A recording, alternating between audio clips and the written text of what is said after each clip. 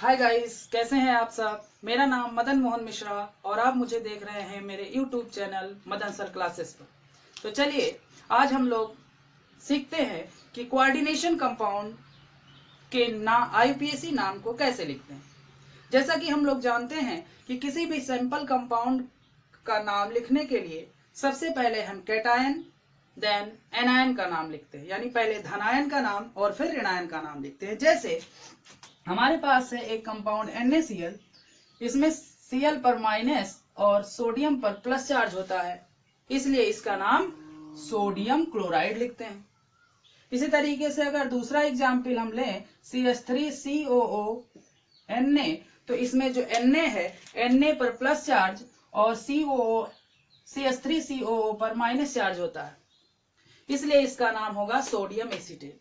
तो इसी तरीके से कोऑर्डिनेशन कंपाउंड का भी नाम लिखने के लिए सबसे पहले हम धनायन का नाम और फिर ऋणायन का नाम लिखते हैं। तो ये नियम नंबर 1 हो गया। सबसे पहले धनायन का नाम देन ऋणायन का नाम हम लोग लिखेंगे। जैसे अगर हम कोऑर्डिनेशन कंपाउंड में देखें कि कौन सा पार्ट ऋणायन है कौन सा धनायन है, तो यहाँ पर कुछ एग्जाम्पल लिखा है, इसमें हम लोग देखते हैं कि कैसे हम लोग जानेंगे। तो सबसे इसके लिए हम लोग सबसे पहले जो बड़े ब्रैकेट के बाहर यानी काउंटर आयन लिखा होता है उसे देखेंगे। जैसे इसमें लिखा हुआ है बड़े ब्रैकेट के बाहर K और K पर होता है +1, तो ये K यहाँ पर है 4, तो टोटल चार्ज इस पे हो गया प्लस का 4, यानी जो रिमेनिंग पार्ट है उस पर है 4 का माइनस। ओके, यानी इस कंपाउंड का नाम लिखने के लिए सबसे पहले हम इस पार्ट का नाम देन इस पार्ट का नाम लिखेंगे। दूसरे एग्जाम्पल में अगर हम देखें तो यहाँ पर Cl है, Cl पर -1 चार्ज होता है, तो टोटल चार्ज हो गया -2, इसका मतलब जो रिमेनिंग पार्ट है उस पर 2 का प्लस है। अब इस कंपाउंड में जो हमारा ये पोर्शन है ये धनायन है, तो पहले हम इस पोर्शन का नाम देन इस पोर्शन का नाम लिखेंगे। इसी तरीके से अगले में भी ये एनायनिक पार्ट है ये कैटायनिक पार्ट है, तो पहले हम इसका नाम लिखेंगे फिर इसका नाम लिखेंगे। इसमें डायरेक्ट केवल कैटायन ही है तो हम केवल इसी का नाम लिखेंगे। अब हम देख क्या रहे हैं कि जो बड़ा ब्रैकेट है यानी हमारा जो कॉम्प्लेक्स आयन है उसमें बहुत सारे कंपाउंड, बाहर में तो एक ही है उसको तो लिख देंगे, लेकिन अंदर हमारा जो कॉम्प्लेक्स आयन है उसमें बहुत सारे कंपोनेंट, यानी 2 प्रकार के कंपोनेंट होते हैं, एक सेंट्रल मेटल एटम और एक लिगेंड। तो सवाल ये उठता है कि अंदर जब हम नाम लिखेंगे अंदर का, यानी जब हम कोऑर्डिनेशन स्फीयर यानी उपसंयोजी जो क्षेत्र है उसके अंदर का नाम कैसे हम लिखेंगे। तो दूसरा नियम अगर हम लोग देखना चाहें कि उपसंयोजी जो मंडल है उसके अंदर का नाम हम लोग कैसे लिखेंगे।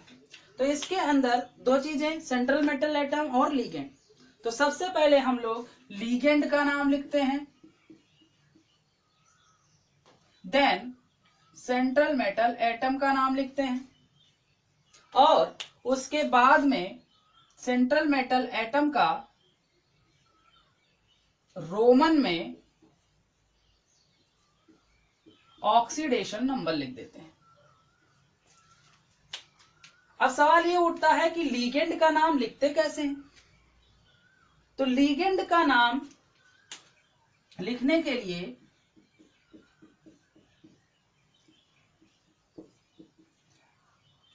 हम देखेंगे कि लिगेंड किस प्रकार का है, यानी अगर हमारा लिगेंड ऋणात्मक है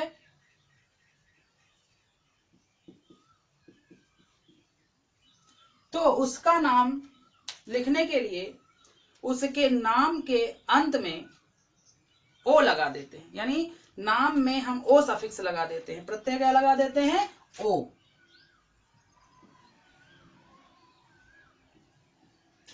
जैसे हमारे पास मान लेते हैं Cl- है, क्लोराइड है, तो इसको हम क्लोराइड में ओ जोड़ देंगे, chlorido. Iodido, SO4 2- sulphate, sulphato, NO3- nitrate, nitrato, CS3 COO-, acetate, एसीटेटो।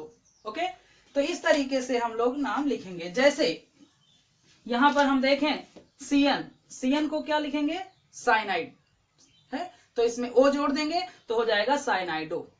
और एक बात है कि लीगेंड का नाम तो लिखेंगे और लेकिन उसके आगे हम उसकी संख्या को लिख देंगे। जैसे यहाँ पर 6 है तो हम 6 को हेक्सा कहते हैं, तो यहाँ पर नाम हो जाएगा हेक्सासाइनो या साइनाइडो।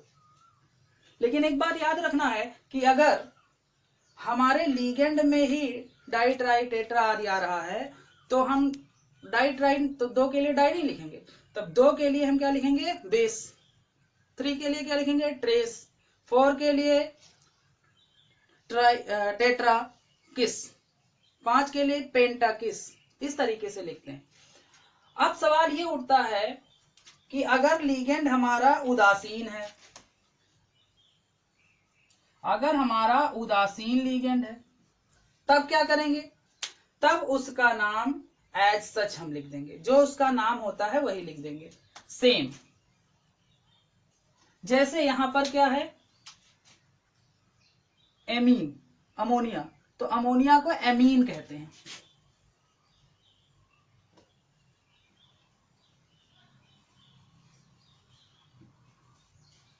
हिंदी में एमीन। एक्वा, इस अब अगर हमारा पॉजिटिव लीगेंड है, ये तो ना के बराबर होता है, तो लेकिन अगर मान लेते हैं आता है तो इसके नाम में हम सफिक्स जोड़ देते हैं IUM। जैसे हमारे पास हो NO+, तो इसको लिखेंगे नाइट्रोसोनियम, नाइट्रोसोनियम। तो हमने सीखा कि निगेटिव लीगेंड का नाम कैसे लिखते हैं, सफिक्स O लगा करके, उदासीन का एज सच लिख देते हैं जो उसका नाम होता है। पॉजिटिव लीगेंड का नाम लिखने के लिए उसके नाम के अंत में सफिक्स हम IUM लगा देते हैं। लेकिन मान लो अगर एक ही कंपाउंड में एक से अधिक प्रकार के लीगेंड आ गए, जैसे निगेटिव भी हो गया, न्यूट्रल भी हो गया, पॉजिटिव भी हो गया, तब कैसे लिखेंगे। जैसे यहाँ पर क्लोरीन जो है वो निगेटिव लीगेंड है और NH3 क्या है, न्यूट्रल लीगेंड है। तो जब एक से अधिक प्रकार के लीगेंड आ जाते हैं तो हम कैसे लिखते हैं, उसके लिखने का क्रम क्या होगा। तो उसके लिखने का क्रम होगा, सबसे पहले हम धनात्मक लीगेंड का नाम लिखते हैं, देन उदासीन का लिखते हैं, देन ऋणात्मक का लिखते हैं। लेकिन मान लीजिए एक ही प्रकार के लीगेंड एक से अधिक आ गए, जैसे यहाँ पर जल है, ये भी न्यूट्रल है, अमोनिया है, ये भी न्यूट्रल है, तब तो जब एक ही प्रकार के एक से अधिक लीगेंड आ जाएंगे तब हम उसको अकॉर्डिंग टू डिक्शनरी वर्णमाला के अनुसार लिखेंगे, अल्फाबेटिकली लिखेंगे। जैसे यहाँ पर एक्वा है, पानी को क्या लिखते हैं, एक्वा, इसको एमीन, ठीक है। तो पहले हम ये AQ, ये AM, तो पहले AM आता, तो हम क्या लिखेंगे, पहले एमीन लिखेंगे, फिर लिखेंगे एक्वा। ओके, अब सवाल ये उठता है कि अब इसमें कौन सा पार्ट बचा, सेंट्रल मेटल एटम। तो सेंट्रल मेटल एटम का नाम हम लोग कैसे लिखते हैं। तीसरा पॉइंट, फोर्थ पॉइंट हो गया कि हम सेंट्रल मेटल एटम का नाम कैसे लिखें। तो सेंट्रल मेटल एटम का नाम लिखने के लिए हम ये देखेंगे कि हमारा कॉम्प्लेक्स कैसा है, एनायनिक है, कैटायनिक है या न्यूट्रल है, यानी कि जो हमारा कॉम्प्लेक्स आयन है उस पे कौन सा चार्ज है। मान लेते हैं कि हमारे कॉम्प्लेक्स पर जो चार्ज है वो पॉजिटिव है या कोई चार्ज नहीं है, यानी न्यूट्रल है, तो सेंट्रल मेटल एटम का जो नाम लिखेंगे वो उसका जो नाम होता है वही लिखेंगे। जैसे अगर हमारा Fe लिखा हुआ है तो हम उसे आयरन लिखेंगे, Cu लिखा है तो हम कापर लिखेंगे, Ag लिखा है तो आर्गन लिखेंगे, Au लिखा है तो हम गोल्ड लिखेंगे,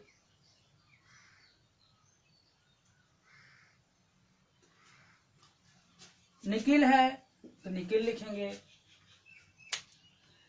अगर मान लेते हैं हमारा जो कॉम्प्लेक्स आयन है वो निगेटिवली है, चार्ज्ड है, तब हम सेंट्रल मेटल एटम का जो नाम है वो उसका नाम लिखने के लिए उसके नाम के अंत में हम जो सफिक्स लगाते हैं वो एट लगा देते हैं।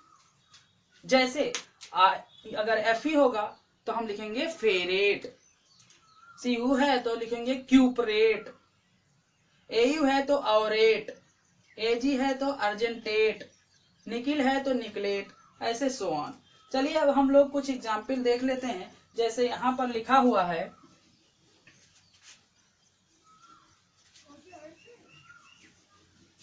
एक एग्जाम्पल जो वेल नोन है हम उसी को ले लेते हैं। तो इसमें एक एग्जाम्पल है K4FeCN6।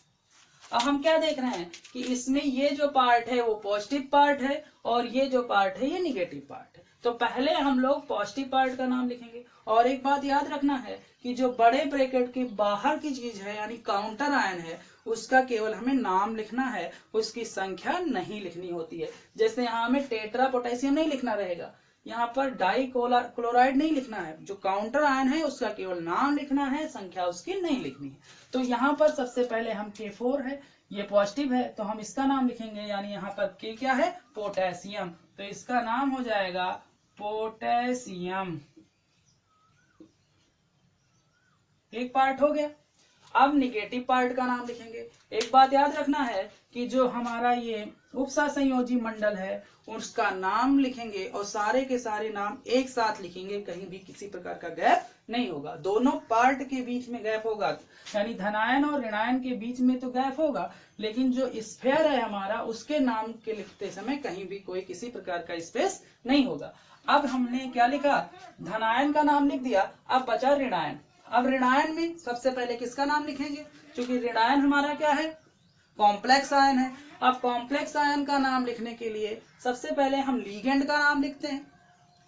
और तो यहाँ लीगेंड क्या है, सीएन। सीएन को क्या कहते हैं, साइनाइडो। लेकिन साइनाइडो कितना है, 6 है, तो हमें संख्या लिखनी पड़ेगी। 6 को हम कहते हैं हेक्सा, तो इसका नाम क्या हो जाएगा, हेक्सा साइनो।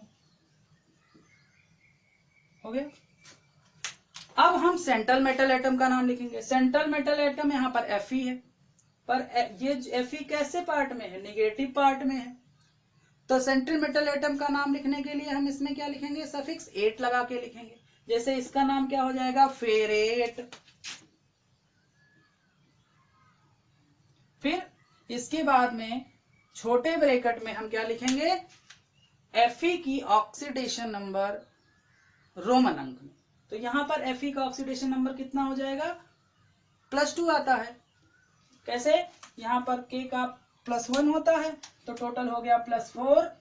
Fe का मान लेते हैं X है, Cn का होता है -1 तो टोटल हो गया 6 × -1 = 0, क्योंकि कोई चार्ज नहीं है। तो यहाँ से हो जाएगा 4 + x -6 = 0, x - 2 = 0, यानी x +2।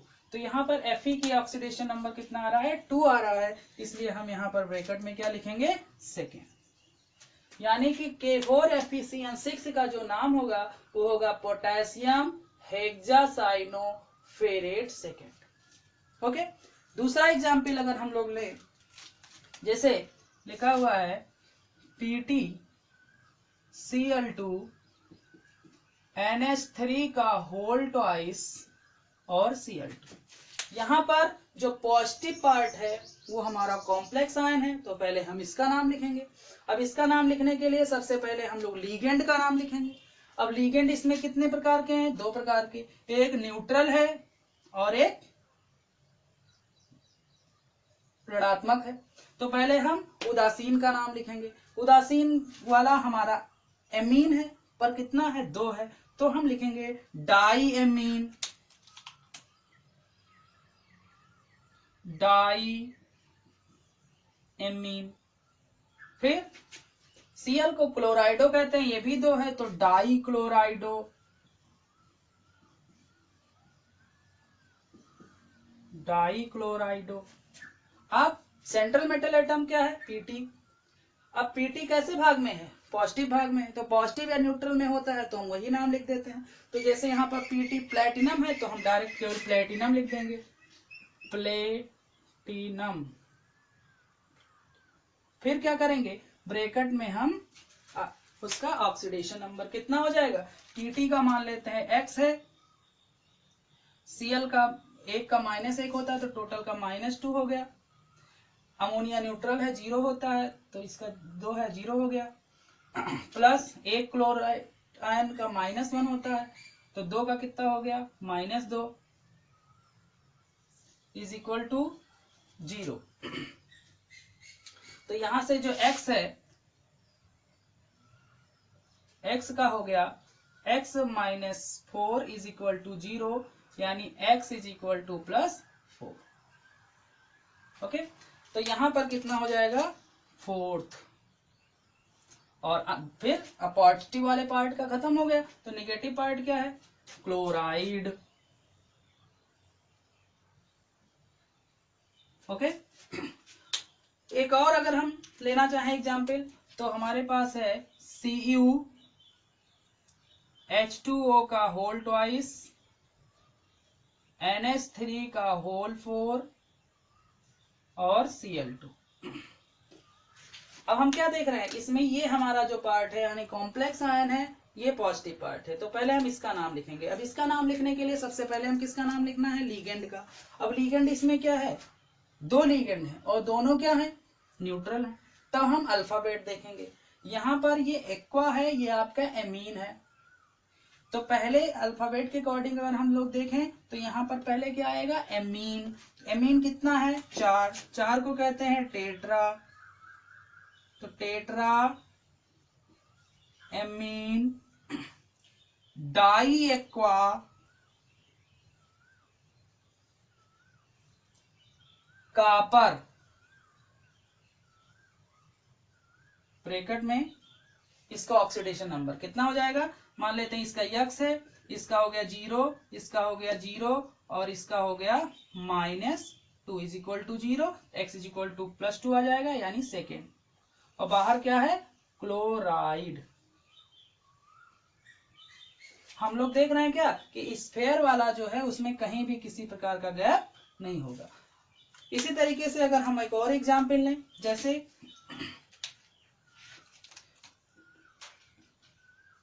NiEN2 पर 2+। अब इसमें केवल कैटायनिक पार्ट है तो कोई बात नहीं, इसी का नाम लिखेंगे। यहाँ पर हमारा लीगेंड है गया, तब हम 2 को अब डाई नहीं लिख सकते। तो मैंने बताया था कि जब शब्द उसके नाम में ही आ जाए तो हम 2 के लिए क्या लिखते हैं? 20। तो यहाँ पर हो जाएगा 20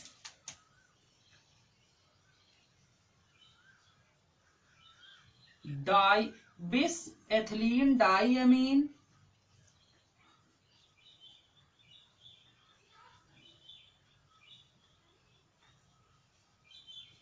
डाईएमीन। अब निकिल, क्योंकि पॉजिटिव में है तो एज सच लिखते हैं, जो नाम होता है वही लिखते हैं, निकिल। फिर ब्रैकेट में ऑक्सीडेशन नंबर कितना आएगा? मान लेते हैं Ni का कितना है? x। En न्यूट्रल है, 0 हो जाएगा, इज इक्वल टू +2, यानी x इज इक्वल टू कितना आ जाएगा? +2। तो यहाँ पर कितना हो जाएगा? सेकेंड। क्या हो जाएगा? सेकेंड। और ये क्या है? आयन है, तो पीछे लिख देंगे आयन। चलिए कुछ और हम लोग एग्जाम्पल ले लेते हैं और उसका भी नाम बनाना सीखते हैं। कि जैसे यहाँ पर एक एग्जाम्पल है, Pt Cl6 पर पावर 2 माइनस। तो यहाँ पर सबसे पहले लिगेंड का नाम, लिगेंड हमारा 6 है तो हेक्सा, Cl को हम क्या कहेंगे, क्लोराइडो हेक्साक्लोराइडो। अब ये नेगेटिव पार्ट में है पीटी, तो हम लिखेंगे प्लेटिनेट, प्लेटिनेट। फिर ऑक्सीडेशन नंबर कितना आ जाएगा, इसका हो जाएगा, मान लेते हैं x, इसका हो जाएगा एक का -1 तो 6 का -6 इज इक्वल टू -2, यानी x इज इक्वल टू +4। तो यहाँ पर कितना हो जाएगा, 4th। और आयन है तो हम आयन लिख देंगे।